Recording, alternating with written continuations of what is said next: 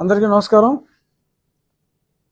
ఈరోజు ఆగస్ట్ 1 టంచన్గా ఉదయం 6 గంటలకి పెన్షన్ ఎన్టీఆర్ భరోసా పెన్షన్ పథకం కింద 4,000 రూపాయల వృద్ధాప్య పింఛను, అలాగే అంగవైకల్యం ఉన్న వారికి, పూర్తిగా 100% డిజేబిలిటీ ఉన్న వాళ్ళకి 15,000, పార్షియల్ ఉన్నవారికి 6,000. ఈ రకంగా మరి గత నెల 1వ తారీఖు 7,000 రూపాయలు, ఎందుకంటే గతంలో పెండింగ్లో ఉన్న 3,000 కలిపి ఇవ్వటం. ఇప్పుడు సెక్రటేరియట్లో ఉన్న స్టాఫ్తో, గవర్నమెంట్ స్టాఫ్తో ఆల్రెడీ 4:30కే రాష్ట్రం మొత్తం మీద 96% మందికి ఇవ్వటం జరిగింది. సాయంత్రంలోగా అది 99% ఖచ్చితంగా చేరుకుంటుంది. 1 అది ఎందుకంటే మరి అక్కడక్కడ మిషన్లు మొరాయించినందువల్ల కొందరు ఏదో కారణం చేత రాలేకపోయేవాళ్ళు, వేరే ఊర్లో ఉన్నవాళ్ళు, ఇటువంటి ఇబ్బందులు ఉంటే తప్ప అంతా కూడా సజావుగా జరిగింది. మరి గతంలో చూసాం, కేవలం ప్రజలను ఇబ్బంది పెడటానికే ఆ నెంబర్లు ఇంతమంది చనిపోయారు అని ఎన్నికల ముందు ప్రజల్ని, అమ్మ బాబోయ్ ఈ వాలంటీర్ అనేవాళ్ళు లేకపోతే ఇంకెన్ని ప్రాణాలు పోతాయో అనే ఒక భయానక చిత్రాన్ని మరి చిత్రీకరించే ప్రయత్నం జరిగింది. మరి అన్నిటిని పటాపంచలు చేస్తూ మరి చంద్రబాబు నాయుడు గారు ఆయనకున్న విశేష అనుభవంతో మరి మనకున్న వారిని సక్రమంగా వినియోగించుకుంటే ఎటువంటి ఇబ్బంది ఉండదు అని ఒక సంకల్పంతో మరి ఆయన గత నెల చేసి చూపెట్టారు. ఆ ఫలితం, అదే ఫలితం ఈ నెలలో కూడా రిపీట్ అయింది. ప్రజలు చాలా సంతోషంగా ఉన్నారు. నేను సుమారు ఒక 6 గ్రామాల్లో స్వయంగా ఈ పంపిణీ కార్యక్రమంలో పాల్గొనడం జరిగింది. చాలా సంతోషంగా ప్రజలు ఉన్నారు. ప్రతిపక్షాలు మాట్లాడవచ్చు, అదేది ఇదేది అని.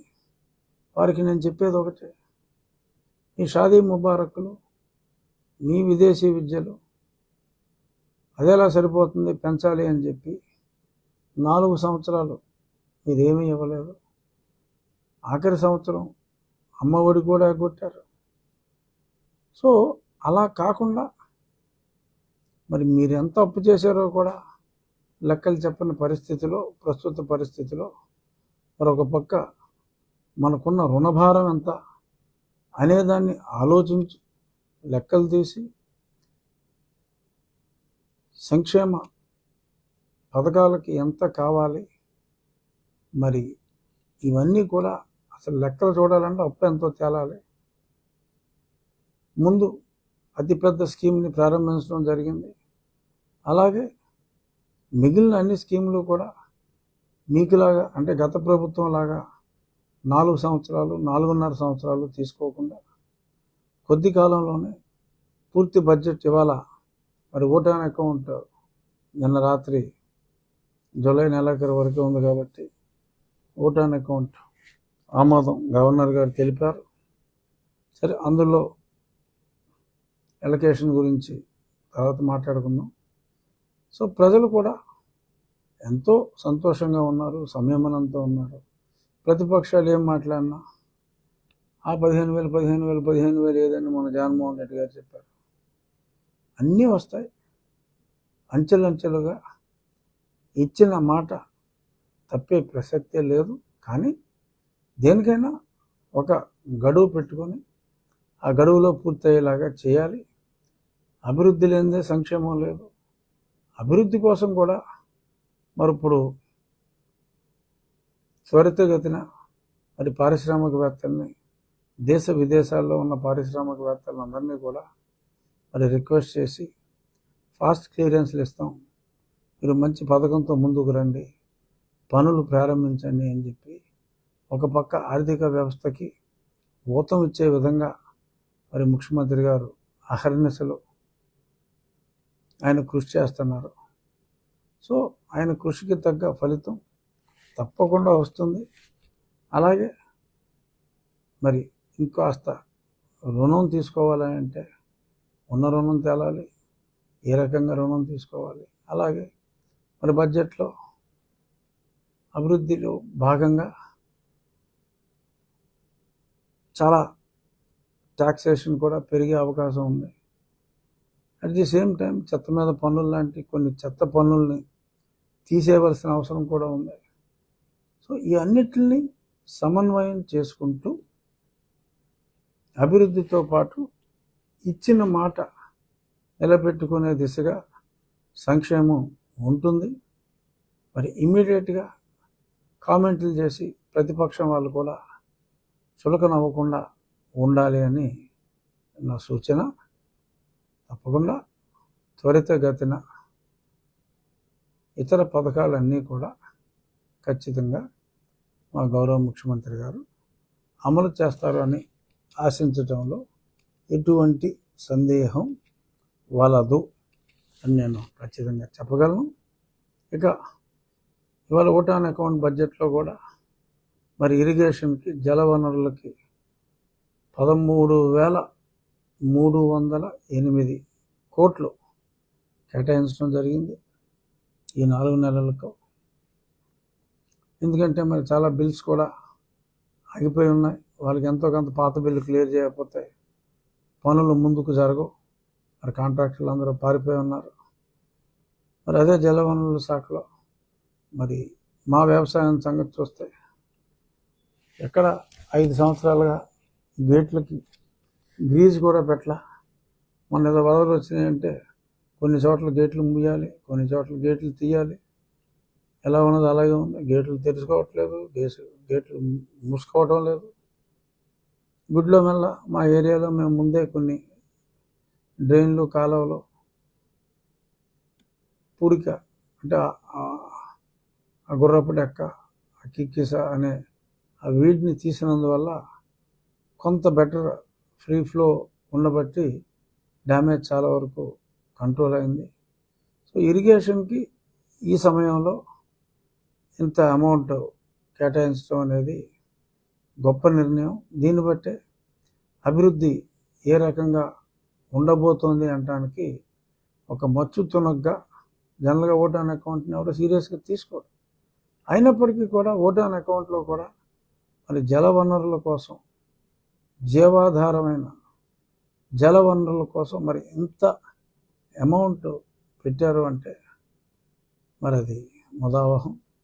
డెఫినెట్గా ఈ విషయంలో ముఖ్యమంత్రి గారిని అభినందించి తీరాలి. ఏ పార్టీ వాళ్ళైనా పార్టీలకు అతీతంగా ముఖ్యమంత్రి గారిని అభినందించాలి. ఇక మా నియోజకవర్గానికి వస్తే ఏమైనా ప్రశ్నలు ఉంటే అడగండి. నేను నియోజకవర్గ సమస్యలు దీని గురించి వెళ్తున్నా.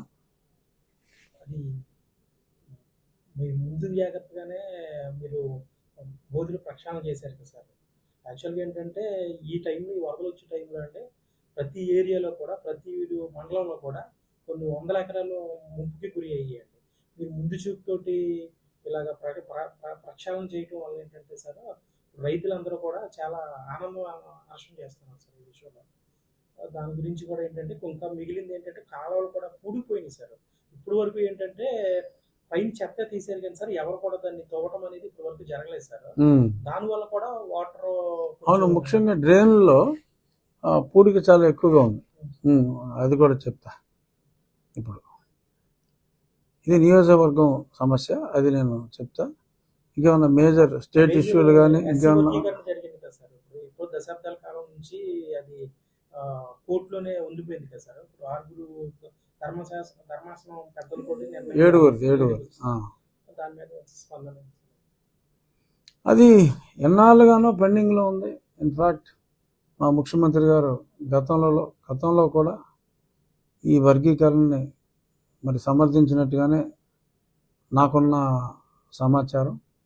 అలాగే మరి కూటమిలో భాగస్వాములైన భారతీయ జనతా పార్టీ కూడా మరి పెద్దలు నరేంద్ర మోడీ గారు మొన్న ఎన్నికల ముందు హైదరాబాద్ వచ్చినప్పుడు మందకృష్ణ మాదిగ గారిని కూడా చాలా స్పష్టంగా ఆయన కోరుకోవటం, ఇలా చేయటం న్యాయం అని చెప్పి ఆయన చెప్పడం జరిగింది.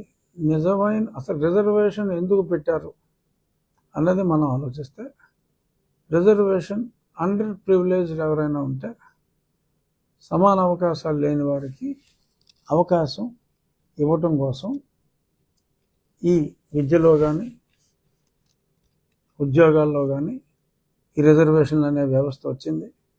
ఇప్పుడు ఎస్సీ సామాజిక వర్గాల్లోనే ఒక పర్టికులర్ సామాజిక వర్గం, అంటే పేర్లు అనవసరం, ఒక పర్టికులర్ సామాజిక వర్గం అన్ని రంగాల్లో ముందుకు వెళ్ళింది కాబట్టి వేరే మన కృష్ణ మాదిగ గారికి సంబంధించిన సామాజిక వర్గం వారు ఎక్కువగా ఇంకా ఆ రిజర్వేషన్ ఫలాలని అందుకోలేకపోతున్నారు. కాబట్టి ఇప్పుడు రిజర్వేషన్ ఎంత పెట్టారు, అప్పర్ కాస్ట్లో వాళ్ళకి ఎక్కువ అవకాశాలు ఇంత ముందు నుంచి ఉన్నాయి కాబట్టి వారు తదుపరి అవకాశాలను కూడా ఈజీగా అందిపుచ్చుకోగలరు. సో కాబట్టి గతంలో అవకాశం దక్కని వారికి అవకాశం రావాలి అంటే రిజర్వేషన్లు ఉండాలి అని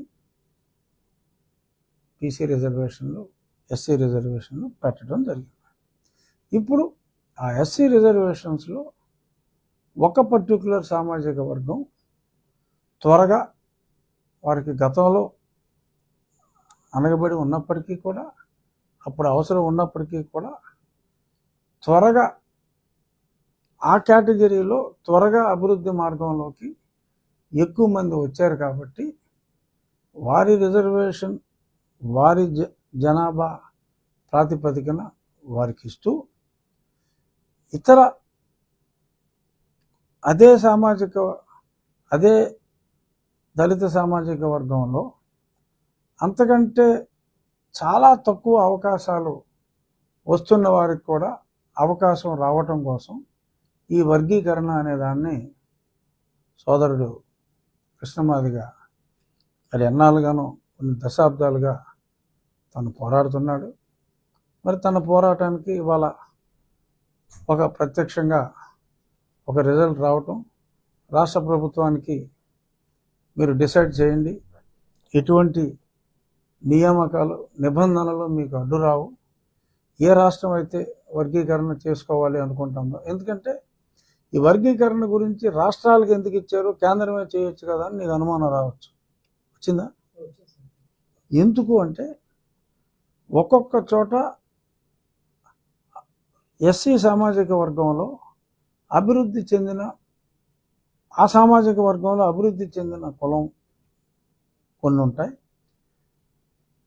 సంఖ్యాబలం ఉన్నప్పటికీ అభివృద్ధిలో 10%. ఇప్పుడు ఒక 100 ఉద్యోగాలు వచ్చినాయి అనుకో, ఒక పర్టికులర్ సెక్ట్కి ఒక 80 వచ్చి, ఇంకో పర్టికులర్ బలమైన వర్గానికి, అంటే జనాభా దామాషా ప్రకారం బలమైన వర్గానికి 20 వచ్చినాయి అనుకో, జనం సగం 50 ఉద్యోగాలు వారికి 80 వచ్చి వీరికి 20 వచ్చినాయి అనుకో, ఈ జనాభా దామాషా ప్రకారం వీరికి అన్యాయం జరిగినట్టు. సో కాబట్టి న్యాయం చేయాలి అని కృష్ణమాదిగ గారు పోరాటం. ఇక్కడ ఆంధ్రప్రదేశ్లో ఉన్న కులాలు వేరుండొచ్చు, మధ్యప్రదేశ్లో ఉన్న కులాల పేర్లు వేరుగా ఉంటాయి, ఉత్తరప్రదేశ్ ఉందనుకో ఆ పేర్లు వేరు, మనకి ఇక్కడున్న నామినిక్లేచర్ అక్కడ ఉండదు, ఆ పేర్లు వేరుగా ఉంటాయి. అలాగే బీహార్లో షెడ్యూల్ కాస్ట్లో ఉన్న ఆ పేర్లు ఇక్కడున్న పేర్లు ఉండవు. మనం ఇక్కడ మాల, మాదిగ కొన్ని పేర్లతోటి ఇక్కడ ఉన్నారు. యూపీలో ఈ పేర్లు ఉండవు. పాస్వాన్ అని ఉంటుంది, అక్కడ వాళ్ళు షెడ్యూల్ కాస్ట్. అక్కడ పాస్వాన్ బేసికల్గా అక్కడ నార్త్లో యుద్ధాలు ఎక్కువ జరిగి మన సౌత్లో కన్నా నార్త్లో యుద్ధాలు ఎక్కువ.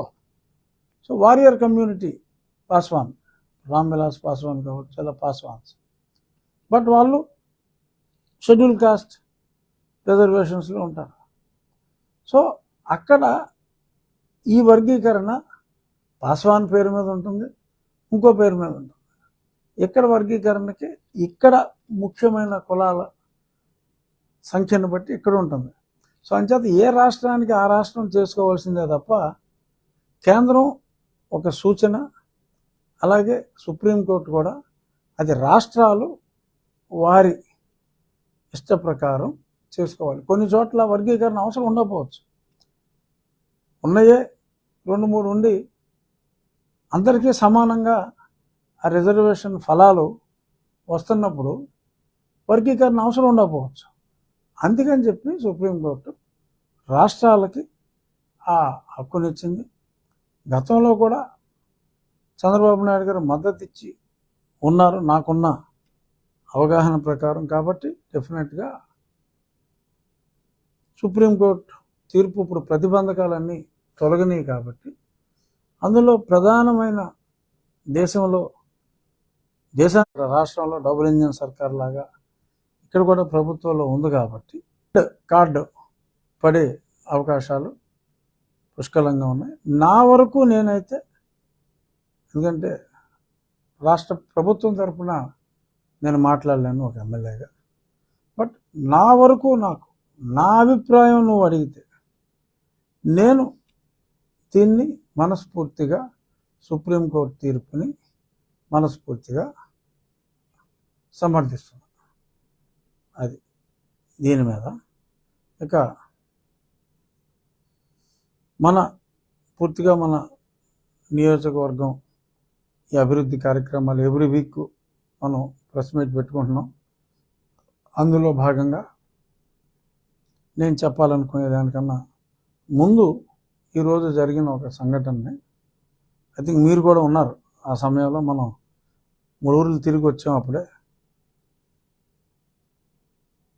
గోపీకృష్ణ అని ఒక అడ్వకేట్ సోమవారం ఉదయం నాకు ఫోన్ చేస్తే నేను ఎత్తలేదు, నెంబర్ తెలియదు, ఎత్తలేదు. తర్వాత అతను 2-3 మెసేజెస్ చేసి మాట్లాడాలి, అర్జెంటుగా మాట్లాడాలి అంటే నేను కాల్ చేయడం జరిగింది.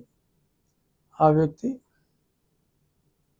మాది కోదాడండి, నేను అడ్వకేట్ని, మా తండ్రి గారు చనిపోయారు నిన్ననే,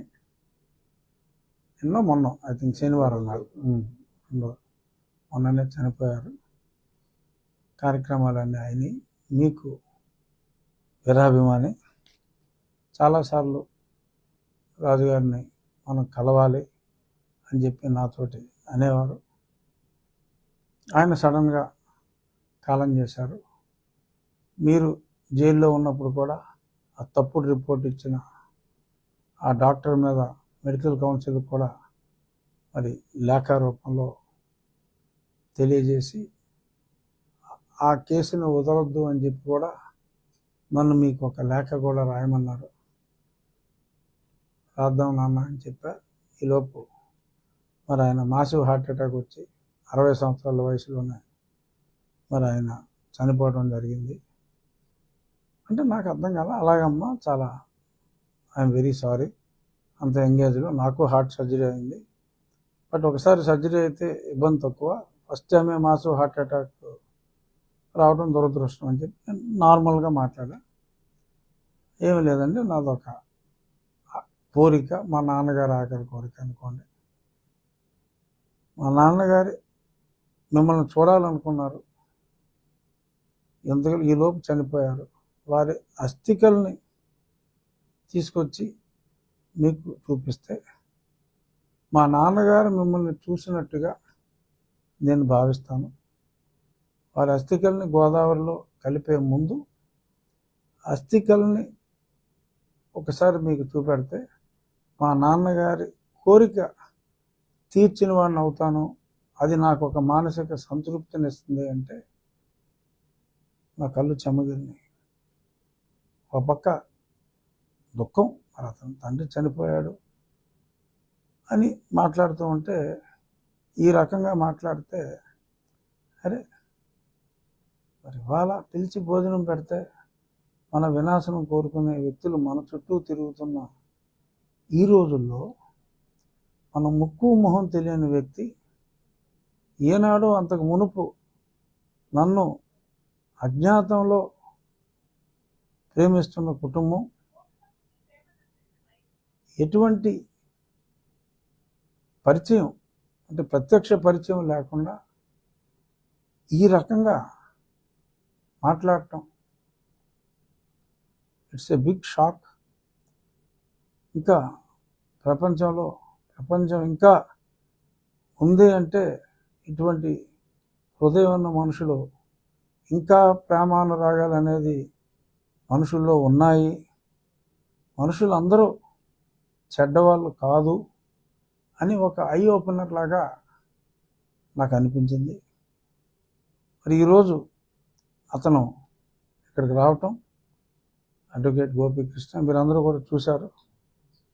కారులో వారి బంధువులతో కలిసి అస్థికలు తీసుకుని వెళ్తూ మరి నేను వారి తండ్రి గారికి నమస్కరించినట్టుగానే భావించి మరి ఆ అస్థికల ఆ మట్టి కుండకి నమస్కరించడం జరిగింది.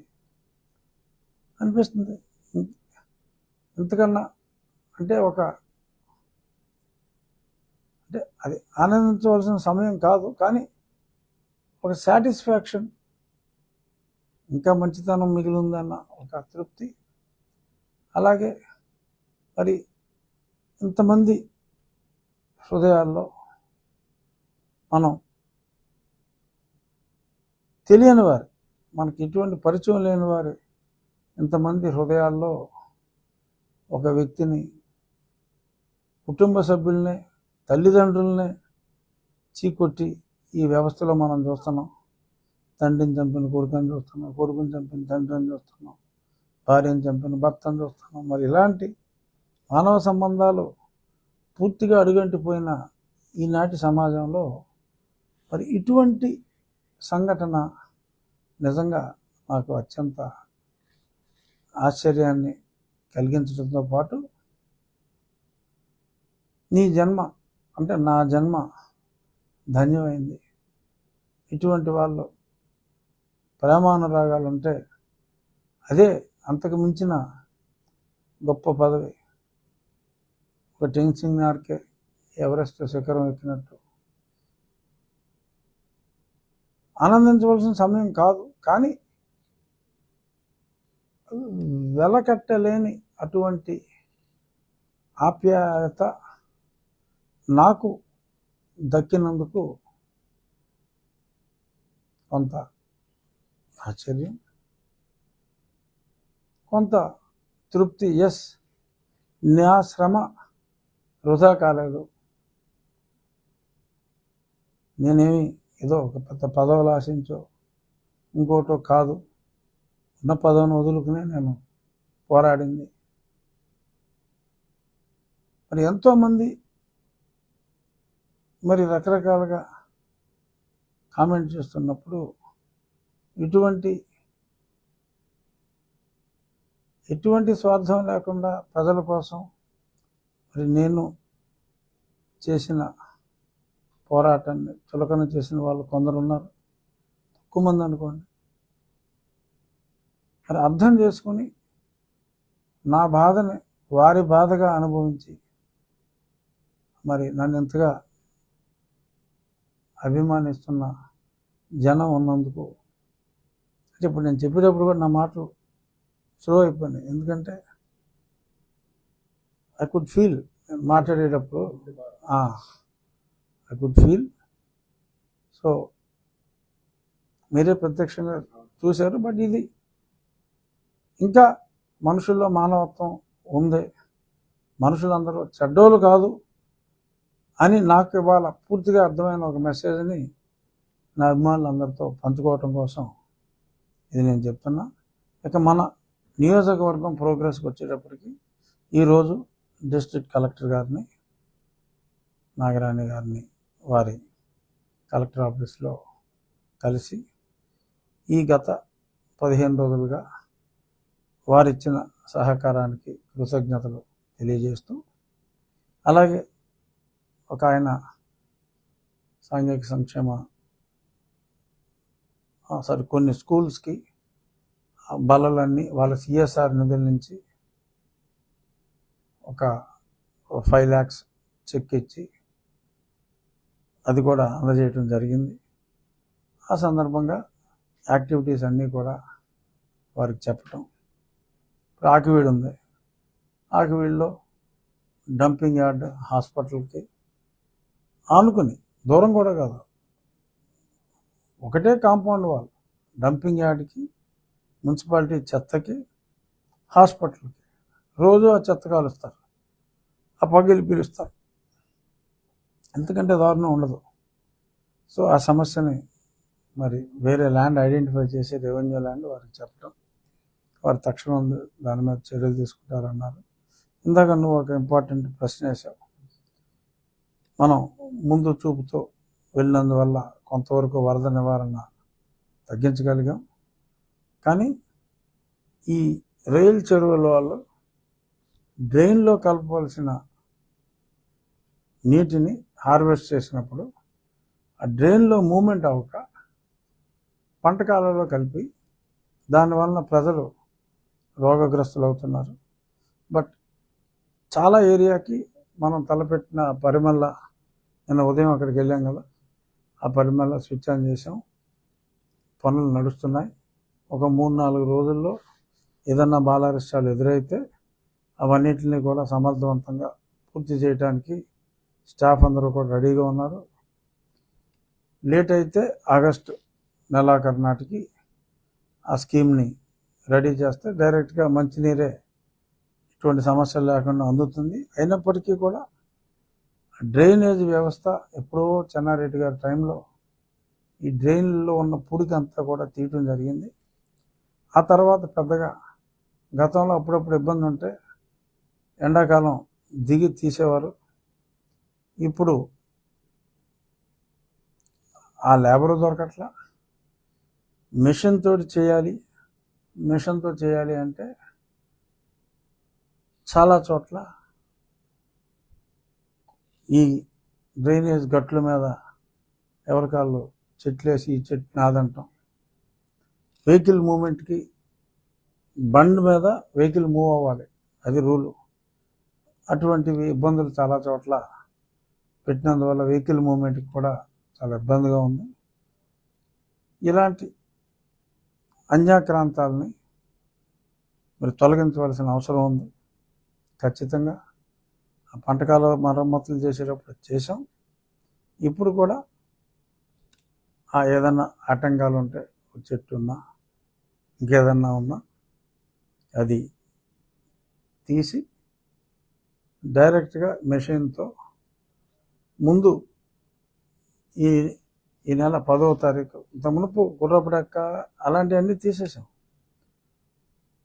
బట్ ఫ్లో ఉంది, కానీ 25-30% లోడ్ మీదే వెళ్తాం. కింద మొత్తం 3-4 అడుగులు మట్టి పురుగు. సో అదంతా ముందు మన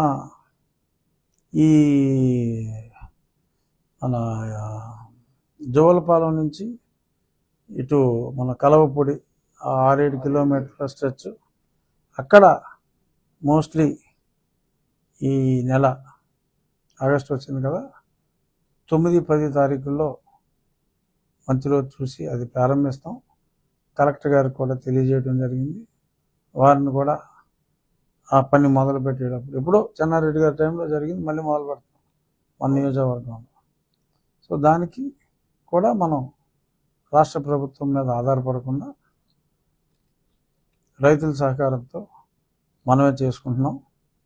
అది కలెక్టర్ గారు మోస్ట్ లైక్లీ ఆవిడే వచ్చి ఆ పనుల ప్రారంభం ఆవిడ సమక్షంలోనే ప్రారంభించడం జరుగుతుంది.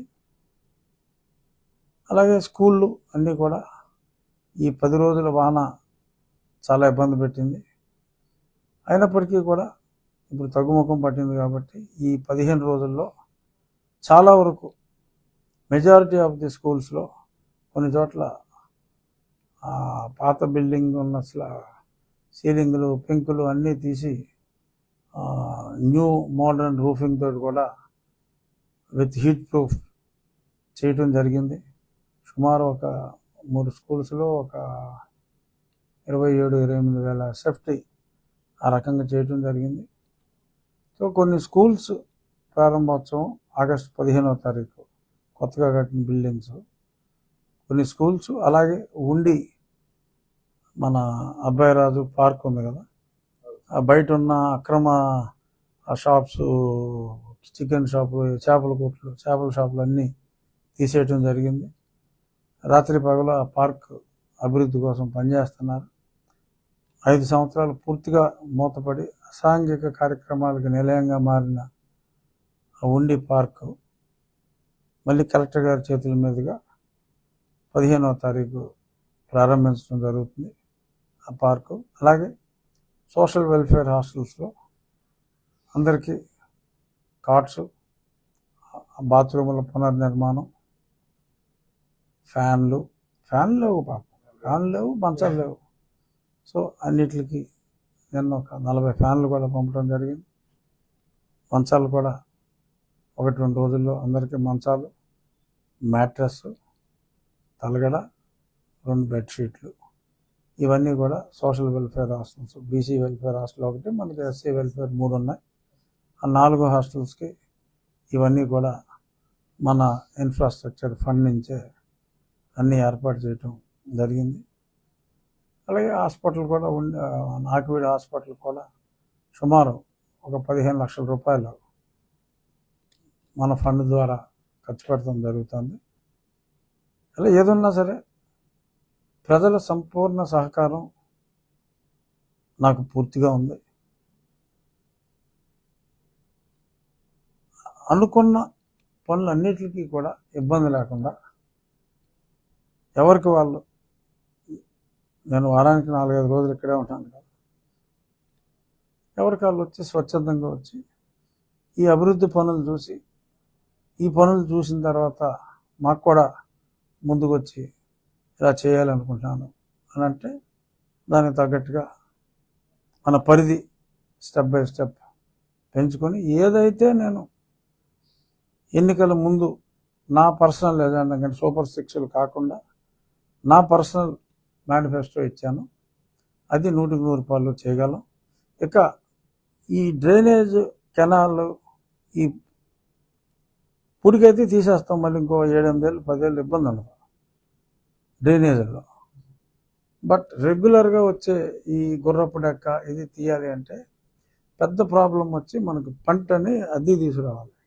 అది తీసుకురావటం, తీసుకెళ్ళటం, అది కాస్ట్ ఎక్కువ, దొరకవు కూడా, షార్టేజ్. సో ఒక 2 పంటలు అంటే సుమారు 45 లక్షల రూపాయలు అవుతుంది. 2 పంటలు నేనే తయారు చేయించి రైతులకి, ఇప్పుడు రేపు మాకు నీటి సంఘాలు కూడా ఏర్పాటు అవుతాయి. ఆ నీటి సంఘం వారికి మా కార్పస్ ఫండ్ నుంచి అవి తయారు చేసి ఆ పంటలు ఇచ్చేస్తాం పర్మనెంట్గా. ఆ 4 మండలాల నీటి సంఘం వాళ్ళు వాళ్ళ అవసరాన్ని బట్టి ఈ కెనాల్ సిస్టంలో చాలా వరకు ఆ నీటిలోనే ఆ పంట వెళ్ళిపోయి వేరే డెస్టినేషన్కి వెళ్ళేలాగా, అంటే ఏమన్నా బ్రిడ్జ్ లాగా ఉన్న బ్రిడ్జ్ కింద నుంచే వెళ్ళిపోయేలాగా ఆ పంట డిజైన్ చేయడం జరుగుతుంది. సో అది పర్మనెంట్గా ఉంటుంది. ఎక్విప్మెంట్ కొన్ని మ్యాన్ అవర్స్ తీసుకుని, పంట కాస్ట్ ఎక్కువ మనకి, ఆ పంట ఎక్కి అదంతా క్లియర్ చేసుకుంటారు. సో పర్మనెంట్గా రేపు ఫ్యూచర్లో రాష్ట్ర ప్రభుత్వం నిధులు ఇచ్చినా ఇవ్వకపోయినా వీళ్ళే రైతులు 500 రూపాయలు వేసుకున్న చాలు సంవత్సరానికి, తక్కువ ఖర్చులో అయిపోతుంది.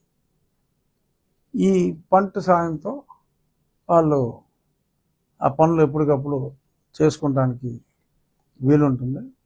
సో అది కూడా ఒక 2 నెలల్లో మనం తయారు చేసే ఆ పంటలు కూడా వాళ్ళకి ఇచ్చేయడం జరుగుతుంది. సో ఈ రకంగా పనులన్నీ అయితే అద్భుతమైన ప్రజల సహకారంతో అనుకున్న విధంగా ముందుకెళ్తున్నాం.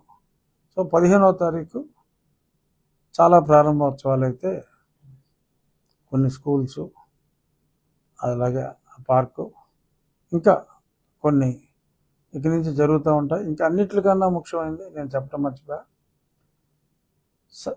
సచివాలయాలు గతంలో నిర్మాణం మొదలుపెట్టినాయి. చాలా వరకు ఇప్పుడు 43 లక్షలు అలాట్ అయింది. అవన్నిటికి అరాకొర పనులు మిగిలినాయి. అవి అయ్యేదాకా అవి ఉపయోగంలోకి తీసుకురావడం, అలా వదిలేస్తే అవి పాడైపోతున్నాయి. సో ఒక ఎక్కువ అమౌంట్ అక్కర్లా, ఒక ఆల్మోస్ట్ 12, 6 ఒక 18 భవనాలకి సుమారు 1.5 కోటి వ్యయంతో కంప్లీట్ చేసేయచ్చు. కంప్లీట్ చేస్తే మనం ఉపయోగంలోకి తీసుకొస్తే చాలా చోట్ల ఎగ్జిస్టింగ్ పంచాయతీ బిల్డింగులు పడిపోయే స్థితికి చేరుకున్నాయి. కొన్ని చోట్ల ఎంఆర్ఓ ఆఫీసులు కూడా పడిపోయే స్థితికి చేరుకున్నాయి. సో ఇవన్నీ కంప్లీట్ చేసి వేరే ఇతర అవసరాలకి అన్నిటికీ కూడా సర్దుకునే విధంగా ముందుకెళ్ళడానికి వీలుగా, సో మండలంలో ఉన్న ఫండ్స్, జడ్పీ ఫండ్స్, ఇంకెక్కడైనా తగ్గితే ఆ ఊరు ప్రజలను మీరే వేసుకోండి బాబు, 1 లక్ష షార్టేజ్ వచ్చింది, మీరే వేసుకోండి, ఇది కంప్లీట్ చేయండి అనే విధంగా ముందుకెళ్ళి 2 నెలల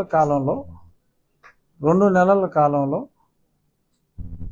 పెండింగ్లో ఉన్న సెక్రటేరియట్, విలేజ్ సెక్రటేరియట్ బిల్డింగ్స్, పెండింగ్లో ఉన్న హెల్త్ క్లినిక్స్ సుమారు 8 వరకు ఉన్నాయి. హెల్త్ క్లినిక్స్ అన్నీ కూడా కంప్లీట్ చేసేసి 60 రోజులు టార్గెట్ మాది. 60 రోజుల్లో అవన్నీ కూడా ప్రజలకు అందుబాటులోకి తీసుకొచ్చి ఏ అయితే హెల్త్ క్లినిక్స్ ఉన్నాయో అక్కడ అవసరం అయితే ప్రభుత్వం చేసే టెస్టులు కాకుండా ఎవరైనా కొన్ని హాస్పిటల్స్ వాళ్ళ సౌజన్యంతో ఇంకొన్ని ప్రజలకు ఉపయోగపడే టెస్టులు మళ్ళీ పట్టణాలకు వెళ్ళి ఇంకో దగ్గరికి వెళ్ళి ఎక్కువ ఖరీదు లేకుండా కంపల్సరీగా కొంతమంది పేషెంట్లకు చేయవలసిన టెస్టులు అక్కడ ప్రభుత్వం సమకూర్చిన ఎక్విప్మెంట్తో కాకుండా ఇంకేమన్నా ఎక్స్ట్రా టెస్టులు అవసరమైతే కనీసం 3-4 గ్రామాల్లో ఒక దగ్గర అయినా సరే కొంతమంది మా డాక్టర్ ఫ్రెండ్స్తో మాట్లాడి సిఎస్ఆర్ కింద కొన్ని పరీక్షలు మీరు నిర్వహించండి అని చెప్పి ముందు ఫెసిలిటీ ఉంటే వాళ్ళని టేకప్ చేయమని అడగవచ్చు. అది ఎలా అడగాలి అనే దిశగా కూడా ఆలోచిస్తున్నాం. ముందు అవి కంప్లీట్ చేసిన తర్వాత ఆ ఫెసిలిటీతో మనం ఎవరినైనా రిక్వెస్ట్ చేసే అవకాశం ఉంటుంది.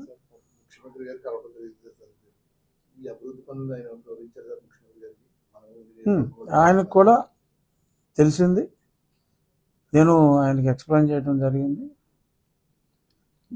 ఉండిని ఒక మంచి మోడల్ నియోజకవర్గంగా తీర్చిదిద్దమ్మా, your constituency should be a role model అని చెప్పి ఆయన మనం నేను కలిసినప్పుడు కూడా అని చెప్పడం జరిగింది. నేను కూడా మా డిస్ట్రిక్ట్ కలెక్టర్ గారు కూడా సంపూర్ణ సహకారం అందిస్తున్నారు. అలాగే డిస్ట్రిక్ట్ అడ్మినిస్ట్రేషన్ కోఆపరేషన్ బాగుంది. మోర్ దాన్ ఎనీథింగ్ నా ప్రజల సహకారం నాకు చాలా బాగుంది. డబ్బుకి వెనకాడకుండా ఎవరి పనులు వాళ్ళే చేసుకోవడానికి ప్రజలు కూడా ముందుకు వస్తున్నారు. నేను ఆయనకి క్లియర్గా ఎక్స్ప్లెయిన్ చేశాను. ఆయన హీ ఫెల్ట్ వెరీ హ్యాపీ. చాలా బాగుందమ్మా, నేను కూడా వింటున్నాను, కీప్ ఇట్ అప్. అది కూడా చెప్పాను, మీరు ఆకివీడికి చాలా బాగా చేస్తానన్నారంటే ఆయన గుర్తు చేయడం జరిగింది. తప్పకుండా అది కూడా ప్లాన్ చేద్దామన్నారు. ఇంకోటి ఆకివీడిలో నిన్న ఆ మీటింగ్లో ఉన్నాను కదా, అక్కడ దోమల సమస్య ఒకటి, కొన్ని డ్రైన్లు నాన్ ఫంక్షనింగ్ డ్రైన్లాగా చేసేసి అందులో మురుగునీరు నిలవ ఉండిపోయి పెద్ద ప్రాబ్లం అవుతుంది ఈ ఆకివీడు దగ్గర.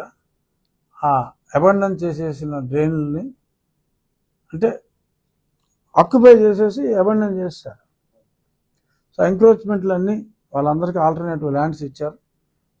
ఆ ఎంక్రోచ్మెంట్స్ పార్షియల్గా రిమూవ్ చేయవలసిన అవసరం ఉంది. ఎందుకంటే ఆ డ్రైన్లో వాటర్ ఫ్లో అవ్వాలి, లేదంటే ఈ చికెన్ గుంజాలు ఇవి వచ్చి ప్రాణాలు కూడా పోతున్నాయి. సో అది కూడా తొందరగా అది కూడా అడ్రస్ చేసి, ఎక్కడైనా చాలా చోట్ల కొన్ని జంక్షన్లో అక్రమంగా బడ్డీ కోట్లు అవి పెట్టి గంజాయి అన్నీ అమ్మేస్తున్నారు. సో అటువంటి అక్రమంగా, ఎందుకంటే రెస్పాన్సిబిలిటీ ఉండదు, ఆడేదో చిన్నది పెడతాడు అక్కడ అమ్మేస్తాడు బడ్డీ కోట్లాగా. అడిగేమి లైసెన్సో లేకపోతే గోటో స్మాల్ టర్న్ ఓవర్ ట్యాక్స్ కట్టకల్లా అయినా సరే వాళ్ళకేం ఉండదు, అకౌంట్ నెంబర్లు ఏమి ఉండవు. ఏదో చిన్న బడ్డీ కొట్టులాగా పెడతాడు, పెద్ద టర్న్ ఓవర్ గంజాయిలు చేసుకుంటాడు. ఎక్కువ ఇలాంటివన్నీ ఆ స్కూల్ జంక్షన్ల దగ్గర దానికి ఒక 50 మీటర్ల దూరంలో ఉంటాయి. ఇలాంటివన్నీ కూడా ఐడెంటిఫై చేసి ఎక్కడ పడితే అక్కడ ఇలాంటివి ఉంటే అవన్నీ కూడా మీరు ఇక్కడ కోపెల దగ్గర మనం మీరు చూసుంటారు, అంతా చూసి చాలా దారుణంగా ఉంటే మొత్తం అన్ని క్లియర్ చేయడం జరిగింది. అలాగే ఉండ్లో ఇంకా కొన్ని చోట్ల అక్రమంగా హౌసెస్ గట్ల మీద వేసుకుని ఓకే వేసుకుంటే వేసుకున్నారు, ఎవరికి ఇబ్బంది లేకపోతే. బట్ ఆ ఇళ్లలో డ్రైన్లు పంటకాలువ పక్కన వేసినాడు, ఆ డ్రైన్ బాత్రూమ్ డ్రైన్ నెలలో వదిలేస్తున్నారు. దారుణం. ఎన్ని అంటువ్యాధులు వస్తాయి, ఈ కలరాలు గిలరాలు అన్నీ అలాంటి వాటి వల్ల వస్తాయి. ఇది కిందకి వెళ్ళిపోద్ది కదా, ఈడు వాడు కదా అని ఈడు ఆ పైన వదిలిందే మళ్ళీ తాగాల్సి వస్తుందని ఆ జ్ఞానం వీడుకుంటున్నాను. సో అటువంటివి నాకు కంప్లైంట్ ఎక్కడైతే వచ్చిందో, కంప్లైంట్ వచ్చిన దగ్గరల్లా ఆ పైపుని తీసేస్తున్నాను. మళ్ళీ పైప్ వేసాడంటే ఇల్లే తీసేవాల్సి వస్తుంది. కంప్లైంట్ వచ్చిన దగ్గర ఆ పైపు తీసేస్తాను. సెప్టిక్ ట్యాంక్ ఏదైనా పెట్టుకుంటే పెట్టు, బట్ నీ మురుగుని పంటకాలంలోకి మంచినీరు కోసం వాడుకునే పంటకాలంలోకి వస్తే సహించేది లేదు. ఇలా నాకు 3-4 చోట్ల వచ్చింది. నిన్న ఒక డ్రైను ఏంటది మన ఎండగండి అవతల ఏం డ్రైన్ అది, మన కోడవెల్లి వెళ్ళే డ్రైన్, కుముదవల్లి వెళ్ళి అక్కడ ఒక చోట ఎంక్రోచ్మెంట్స్ ఆ పైపులు పెట్టారు. అవన్నీ కూడా తీసాం, అవన్నీ తీసాం, నిన్నే తీసాం. అలా 3 చోట్ల తీసాం. నియోజకవర్గంలో స్టేట్ లో ఎక్కడా లేని విధంగా నియోజకవర్గం రోల్ మోడల్ గా తీర్చిదిద్దుతున్నారు సార్. ఇప్పుడు ఈ హాస్పిటల్స్ అయినా ఈ స్కూల్స్ అయినా at the same time major drains కూడా మీరు డెవలప్ చేస్తున్నారు. ఈ ఫండింగ్ స్టేట్ గవర్నమెంట్ లో మీరు ఎక్కడ చెప్పినా 2-3 సంవత్సరాల వరకు డబ్బులు పెట్టే పరిస్థితి అయితే లేదని చెప్తున్నారు. ఇప్పటికే కోట్లాది రూపాయలకి ఖర్చు అయ్యే పరిస్థితి ఉన్నాయి. ఈ ఫండింగ్ ఎలా వస్తుంది సార్? అంటే లక్కీగా మనకు జరిగింది ఏంటంటే, ముందు కేవలం డ్రైన్స్ అనే మొదలుపెట్టాం. ఈ మొదలుపెట్టి మనం కొన్ని డ్రైన్స్లో వర్క్ సైమల్టేనియస్గా 10 చోట్ల మొదలుపెట్టాం. ఇంతలో ఇది తెలిసిన తర్వాత దీని ఆవశ్యకతను గుర్తించి ప్రభుత్వం ఓవరాల్గా రాష్ట్రం మొత్తం మీద ఒక 200 కోట్లు నిధులు ఇవన్నీ క్లియర్ చేయడానికి అని చెప్పి కేటాయించి, మనం ఆల్రెడీ మొదలుపెట్టిన పనులు మనం కంప్లీట్ చేసాం. మిగిలిన పనులు వాళ్ళు టేకప్ చేశారు. ప్రభుత్వం కాంట్రాక్టర్ ట్యాక్స్లు ఇవన్నీ ఉంటాయి, సరే దానికి అయ్యే ఖర్చులో మనకు తక్కువ అవుతుంది. కానీ కొంత పని ప్రభుత్వం చేస్తుంది. ఇంకా అది కాంట్రాక్టర్ పూర్తి స్థాయిలో పనులు మొదలు పెట్టాల, బట్ మేజర్ ఏరియాలన్నీ మనం క్రూషియల్ అన్నీ మనం చేసాం. సో కాబట్టి ఇబ్బంది లేదు. ఇంకా కొన్ని చేయవలసినవి వాళ్ళు చేస్తారు కాబట్టి మనం అనుకున్న ప్లానింగ్లో మనకు కొంత ఫండ్ ఉంది. ఈలోపు ఎప్పుడైతే ఈ మంచి పనులు జరుగుతున్నాయో, ఇంకా స్వచ్ఛందంగా చాలామంది మన ఊరు వాళ్ళే, అంటే ఈ ఉండి నియోజకవర్గం వాళ్ళు, నేను నా స్నేహితుల దగ్గర కూడా ఆల్మోస్ట్ 1 crore నేను కలెక్ట్ చేయడం జరిగింది. ఇనిషియల్గా ఊర్లో రెస్పాన్స్ తక్కువ, బయట నుంచి ఇండస్ట్రీ నుంచి నా ఫ్రెండ్స్ దగ్గర నుంచి తీసుకొచ్చింది ఉంది. బట్ గ్రాడ్యువల్గా ఈ లోకల్లో కూడా జనాలు ముందు రావటం. సో ఆక్విడ్ నుంచి మొన్న ఒక 15 లక్షల రూపాయలు ఇవ్వడానికి వచ్చారు. నేను అక్కడ మీరు హాస్పిటల్కి చాలా అవసరం ఉంది. హాస్పిటల్ డాక్టర్ గారిని మా వాళ్ళని మీరు ఒక జాయింట్ అకౌంట్ పెట్టండి. ఈ హాస్పిటల్ కావాల్సింది అన్ని కార్యక్రమాలు మనం అభివృద్ధి చేసి ఇచ్చాము. అలా ఫార్చునేట్గా జనం ముందుకు వస్తున్నారు, స్వచ్ఛందంగా ముందుకు వస్తున్నారు. ఆ ముందుకు వచ్చే వాళ్ళ సహకారంతో నేను ఇవన్నీ చేయగలుగుతున్నా. అలాగే చాలా ఊర్లో సెటిల్ అయిన వాళ్ళు హైదరాబాద్లో అక్కడ ఉన్నారు. వాళ్ళందరూ కూడా తెలిసిన వాళ్ళే. ఏమంటే వీలైతే మీరు 2 లక్షలు పంపండి, మీ పేరు మీద మంచి పని చేస్తాం అని చెప్తే కొంతమంది 2 ఏంటండి 5 పంపుతాననే వాళ్ళు ఉన్నారు. కొంతమంది 1 ఇస్తానండి, ఒక 50,000 కన్నా ఇవ్వలేను అనే వాళ్ళు ఉన్నారు. కాకపోతే ఎక్కువ డబ్బున్న వాళ్ళు 2 లక్షలు అడిగితే 50,000 ఇస్తున్నారు. డబ్బు తక్కువగా ఉన్న మనసు ఉన్న వాళ్ళు 2 అడిగితే ఇంకెక్కువ ఇస్తున్నారు. సో అలా అన్ని రకాల జనం ఉన్నారు. బట్ ఏదేమైనా మన సంకల్పం మంచిదైనప్పుడు డబ్బు దాని అంతటా అదే వస్తుంది. డబ్బుకి అసలు ఇబ్బంది లేకుండా మేమే పెద్ద పెద్ద బ్యారేజీలు కడతాం, లేకపోతే పోలవరాలు కడతామని అంటలేదు. చిన్న చిన్న పనులు ఎఫెక్ట్ ఉపయోగం ఎక్కువ, కానీ ఎలా జరగాలి అనే దాని మీద క్లారిటీ లేక ఆగిపోయి ఉన్నారు. సో అటువంటివి ఇప్పుడు సోషల్ వెల్ఫేర్ హాస్టల్స్ ఉన్నాయి, ఖర్చు తక్కువే, ఫండ్స్ లేవు, సమ్ ప్రాబ్లం, మంచాలు లేవు, దుప్పట్లు లేవు, ఫ్యాన్లు లేవు, ఎలా ఉంటారు సార్? ఇప్పుడండి మీరు హాస్పిటల్స్ని ఒక రోల్ మోడల్గా తీసుకున్నారు. అట్ ద సేమ్ టైం మీకున్న సర్కిల్ కానీ హై సర్కిల్లో ఉన్నవాడు మెగా క్యాంప్ లాంటిది మేజర్గా కొంతమంది చేయించుకోలేక దాన్ని క్లారిఫై చేయలేక వాళ్ళు ఐడెంటిఫై చేయలేక నియోజకవర్గంలో చాలా మంది రూములు ఉన్నారు. అవును, వాళ్ళ కోసం ఏమన్నా మీరు? అదే మీరు రాకముందు నేను అదే చెప్పా. అసలు ముందు విలేజ్ క్లినిక్స్, మనకున్న హాస్పిటల్, ఒక ఊర్లో హెల్త్ క్యాంప్ పెట్టాలి అంటే అక్కడ ఉన్న ప్రైమరీ హెల్త్ సెంటర్లు కొన్ని వేరే స్టేజ్లో ఆగిపోయినాయి. హెల్త్ క్లినిక్ కాన్సెప్ట్తో స్టార్ట్ చేసినవి పూర్తి అవ్వకుండా 80-90% ఆగిపోయినవి ఉన్నాయి. ఈ 2 నెలల్లో అవి కంప్లీట్ చేస్తున్నా. అవి కంప్లీట్ అయిన తర్వాత ఒక ఫెసిలిటీ ఉంటే అక్కడికి హైదరాబాద్ నుంచి మంచి మంచి డాక్టర్స్ని తీసుకొచ్చి ఇక్కడ ఆర్థికంగా ఇబ్బంది పడే వాళ్ళు ఉంటే ఏదైనా ఉచితంగా చేయించగలిగి ఉంటే ఉచితంగా చేయించడం. ఆరోగ్య ఎన్టీఆర్ హెల్త్ ఇవన్నీ ఉన్నా సాధ్యమైనంత వరకు ఇదైనా సరే ఇది కంప్లీట్ అయిన తర్వాత అది చేయాలి అనే ఆలోచన ఉంది. Step by step. నెక్స్ట్ అండి, అక్టోబర్లో కొత్తగా మద్యం పాలసీ చంద్రబాబు నాయుడు గారు మొన్న అనౌన్స్ చేశారు. అక్టోబర్ దాకా రాదా? సెప్టెంబర్ నెలాఖరికి పాత విధానం క్లోజ్ అయిపోయి అక్టోబర్ 1 నుంచి పెట్టినారు. మీరు మొన్న లాస్ట్ టైం ప్రెస్ మీట్ లో కూడా ఈ స్కూల్స్ దగ్గర, దేవాలయాల దగ్గర, తర్వాత వైఎస్ఆర్సీపీ నాయకులు షాపుల్లోనే మద్యం షాపులు ఉన్నాయన్నారు. ఇప్పుడు వచ్చే పాలసీలో వాటిని పూర్తిగా నియంత్రించడానికి మీరు ఉండిలో అయితే ఉండవు, అంతవరకు నేను చెప్పలేదు. ఎందుకంటే నిన్న ఎండగండి ఆ పిహెచ్సి పక్కనే గాంధీ షాపు. నైట్ టైం నర్సులు రావాలంటే వాళ్ళు తాగేసి రోడ్డు మీద కూర్చుంటున్నారు, మాకు రావాలంటే భయం వేస్తుంది అన్నారు.